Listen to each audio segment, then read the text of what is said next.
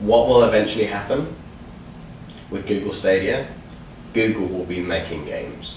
I think it's going to change a lot of things we think it won't change.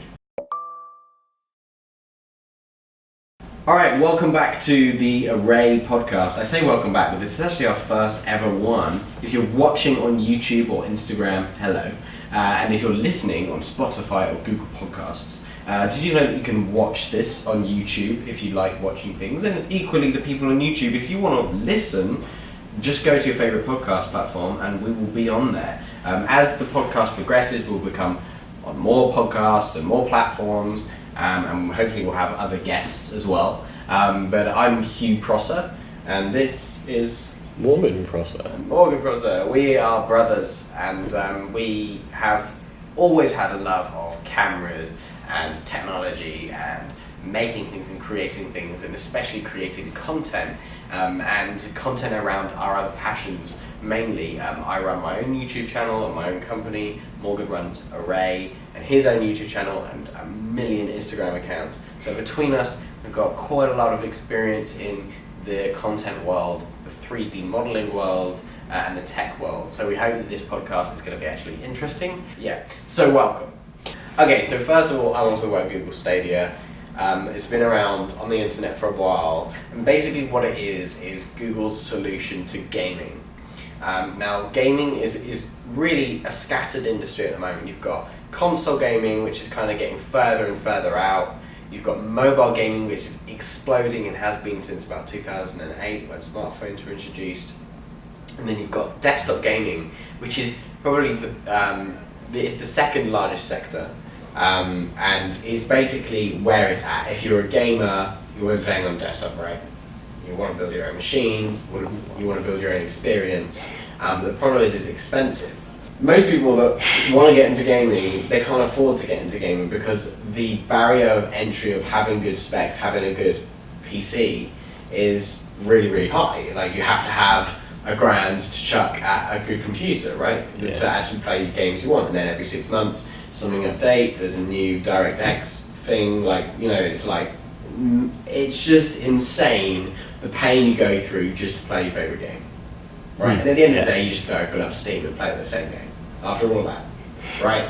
And it's pointless. So Google's kind of taken this concept and they've gone, right, we had the same problem with movie experiences back in the sort of 90s and the early 2000s, which is everyone was upgrading their TVs, everyone was upgrading their sound systems. There are down blockbusters all the time, trying to find these new movies, and the barrier of entry of actually enjoying that experience was really high. It was really difficult, and there's a lot of friction to enjoy watching films. So they've taken this idea and they've kind of combined it with gaming, and now they've created something called Google Stadia. Now, it's not released yet, but essentially what it is a streaming service for video games. Now, this was done before. People have tried to do this in the past. You play a game, it gets rendered off the device, right? So they're doing the rendering of the game, all of the physics, everything is being rendered in some data center somewhere. And it's then up to the device to display it and send the network stuff. So all your device has to be able to do now is show an image and have a decent network card. So it's a bit like cloud rendering. Exactly. It's cloud rendering live, and they also have the ability to save game states. So just as you're on console or on your PC or whatever, and you're playing a game, and you want to, it's dinner time or whatever, so you save your game state, right? And then you can go back to it later, and you still have all your power-ups or whatever it is, you still have it all when you resume your game. Well, now with Google Stadia, you can actually log into Google Stadia on your desktop. You can become sort of involved in this game or whatever, and then, I don't know, you've got to get the bus or something. So you pause your game, you go get the bus, and you pull out your phone, and you can play the same game at desktop specs on your phone on the bus over 4G or 5G. Right? So what they're doing, you can look at it two ways. If you're playing on a desktop and you're a serious gamer, still lowest latency latency, quality is going to be spending thousands of pounds on good graphics cards and building this beast of a machine. But that is not what Google's trying to do. Google is trying to bring this desktop experience to anybody with any device by rendering it in these massive data centers. So what will happen is NVIDIA will bring out a new card, and it's amazing, and everyone wants to use it, and everyone wants to buy it and put it in their gaming PCs at the moment, and that way NVIDIA make tons of money. Now, Google will just go and make a special deal and say, we want 1,000 of those, and they'll stick them in a data center, and then you'll just still get out Stadia, and it'll look a little bit better. Right? Or it'll render a little bit faster. I guess there's a lot of companies that don't want that to happen. I think so one of the things that gamers are a little bit worried about is latency. So latency speeds, if you look on sort of a console at the moment, you're looking at 200 to 300 milliseconds latency. Right. Which is bad. Yeah. That's bad. If you're looking on a PC, it can be anywhere between 5 milliseconds, 1 millisecond. Like, you can have whatever you want, because you can throw whatever money you want at it, right? With Google, they've said that the network speed will, if you've got a good network speed, and you're playing it on an okay device with a good network adapter, they reckon about 30 milliseconds. So this is a middle ground between an amazing PC experience and a console experience. Yeah. Now, everyone loves playing games on consoles, but if you're a serious gamer, you play it on a PC. Because it's better. Because it's better, right? Because it's better. But yeah, so that's Google Stadia. I'm super excited about it. I'm excited about it because cloud rendering as a concept for your industry, for the 3D industry, has been around for a while. Yeah. Like, you make your thing, you send it off, it gets rendered, it comes back. But now it's going to be real-time rendered off the device and sent back to you, just like you're streaming a movie. So I think that's really interesting, especially for the world of AR and VR, where, okay, now suddenly we've one of the problems with mobile VR, right? You put your phone in like a headset, is your phone can't render an experience that's immersive. Yeah. Because it doesn't have the power to do so. So you can make a really lovely immersive game in Unity, and you port it to your phone, and you're about 10 frames a second. It looks really weird, and your brain feels sick because that experience doesn't work on that device. Right. But now, potentially, if you're having off-device rendering, you could create an immersive experience that's being rendered in some supercomputer somewhere and just being streamed to your mobile device.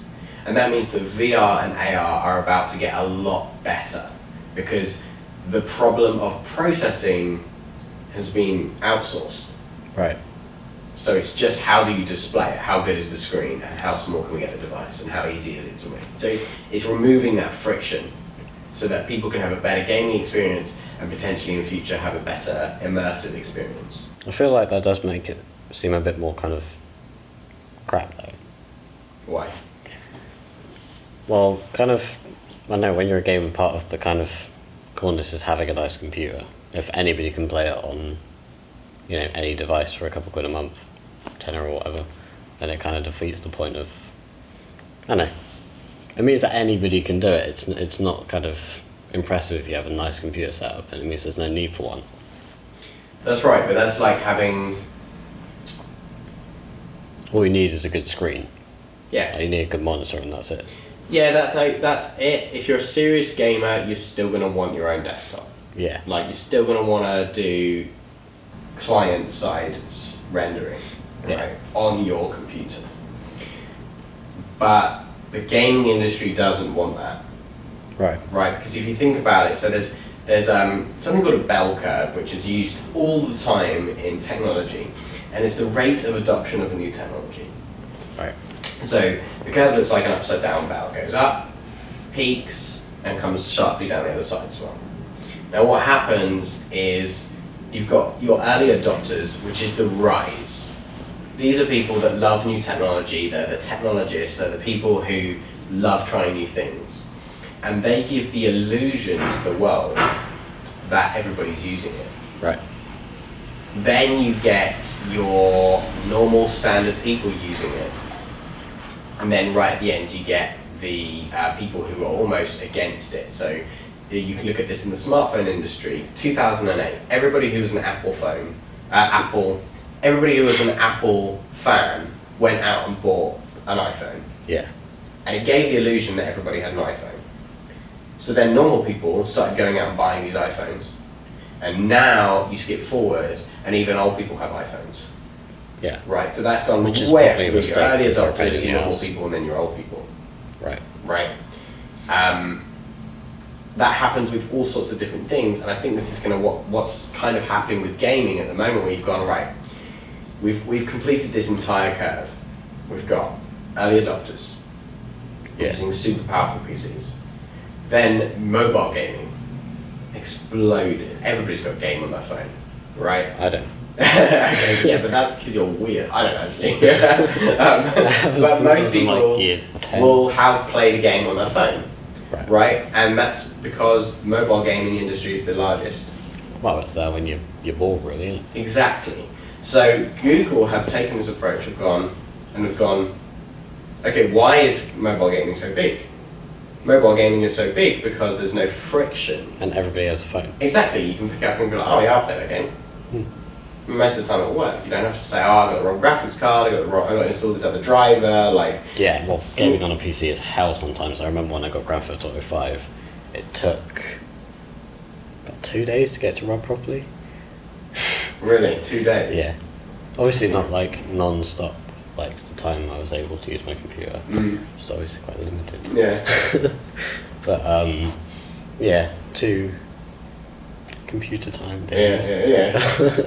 Trying to get it to run. Yeah. But it was weird because it was running at about 4 frames per second and lagging a lot when I first installed it. And I got it running at 120 frames per second. Nice. And I was like, damn. Nice. But that was with, I go on Task Manager, go to Windows Explorer, I find it and I click End Task once Grand Theft Auto 5 was open. Which is good. And then you'd have to like press... Is it Windows R to run something? Mm-hmm. So you can open Task Manager back up and then you can...